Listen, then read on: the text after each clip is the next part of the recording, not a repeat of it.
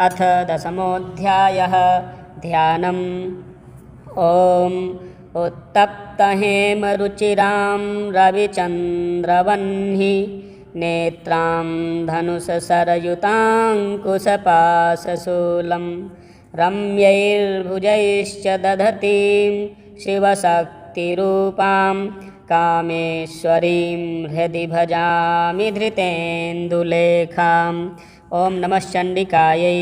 ॐ ऋषिरुवाच निशुम्भं निहतं दृष्ट्वा भ्रातरं प्राणसम्मितं हन्यमानं बलं चैव शुम्भः क्रुद्धो ब्रवीद्वचः बलाबले पादुष्टे त्वं वा दुर्गे गर्वमावह अन्यासां बलमाश्रित्य युध्यसे याति मानिनी।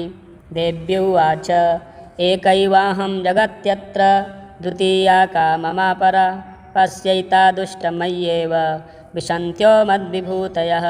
ततः समस्तास्ता देव्यो ब्रह्माणि प्रमुखालयं तस्या देव्यास्तनु जग्मु रेकैवासीत् तदाम्बिका।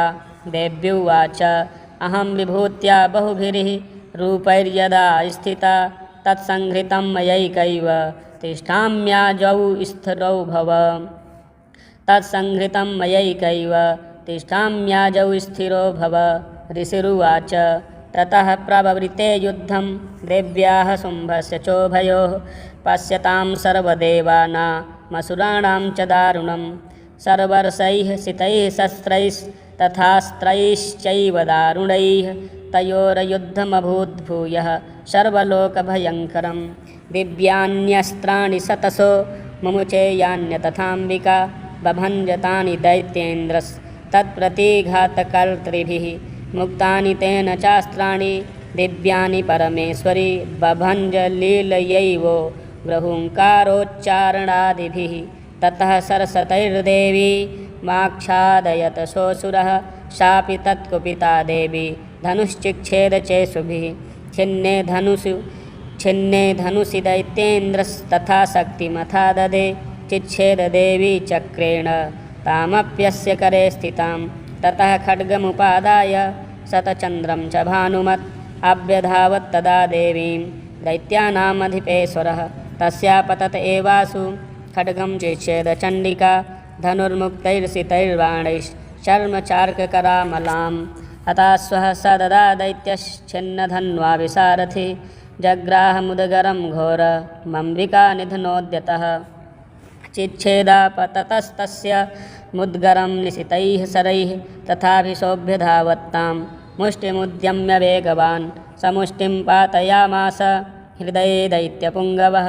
देव्यास्तं चापि सा देवी तलेनोरस्य ताडयत् तलप्रहाराभिहतो निपपातमहीतले स दैत्यराजः सहसा पुनरेव तथोत्थितः उत्पत्य च प्रग्रह्योर्चैर्देवीं गगनमास्थितः तत्रापि सा निराधारा युधे तेन चण्डिका।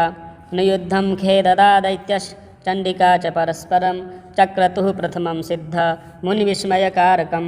ततो नियुद्धं सुचिरं कृत्वा तेनाम्बिका सह उत्पात्य भ्रामयामास चिक्षेपधरणीतले सक्षिप्तो धरणीं प्राप्य मुष्टिमुद्यम्य वेगितः अभ्यधावत दुष्टात्मा चण्डिका निधनेच्छया तमायान्तं। ततो देवी सर्वदैत्यजनेश्वरं जगत्यां पातयामास भित्त्वा शूलेन वक्षसि सगतासु पपातोर्व्यां देवी शूलाग्रवीक्षतः चालयन् सकलां पृथिवीं साब्धिदीपां सपर्वतां।